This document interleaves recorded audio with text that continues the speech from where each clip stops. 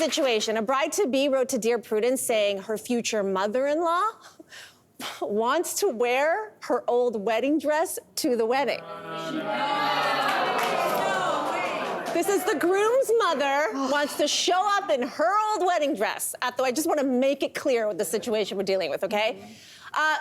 Is this wild? Is this acceptable? What would you do? I gotta say, I really enjoyed this story for a multitude of reasons. First of all, if you're asking me, if my son is straight or gay, whatever, if he gets married one day, would I wear my wedding dress? No, I had a very wedding dress. It would be over the top, it would be ridiculous. Having said that, I did have a secondary dress. I had a secondary dress. This one, maybe, this could work. I don't know, but again, how old am I? And I'm wearing this dress? I don't know.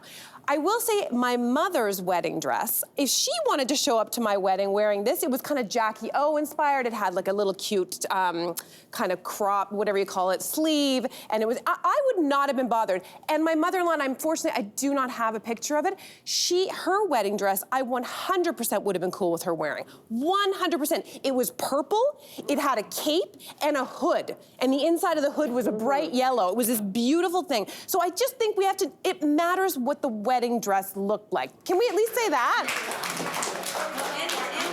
So you're acknowledging too that... That's right. So if the wedding dress is purple with a hood, not white, like that may be acceptable. I would have been fine with my mother. If the wedding dress was a wedding gown, yes or no? Just answer. And just answer. If the mother-in-law shows up in a wedding gown, yes, I would think it was hilarious. Okay. If my mother-in-law at 60 whatever showed up in a gown, I would be like, bridal gown. Fascinating. Okay, Naomi, fascinating that's choice. the question here. That's Naomi, I know your mom is in the audience. We're not going to put her on the spot. But what's your take on this? I'm immediately no. This honestly sounds like the plot of a movie. I'm like surprised that there's people in real life who would do this. But I'm also more like I am picturing the most traditional wedding ever. So yeah, if someone was to wear white, it's just sorry, you're not allowed. I hear what you're saying, and I do. I think there are certain circumstances if it's not a traditional. But I don't know that you're writing to Dear Prudence about this situation if your future mother-in-law is going to wear navy blue, the navy blue that she wore to her own wedding. This is so it's the color more than the style. It's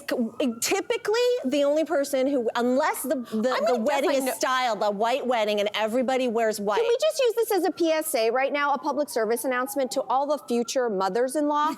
Please don't do this. Don't do this. I'll tell you why.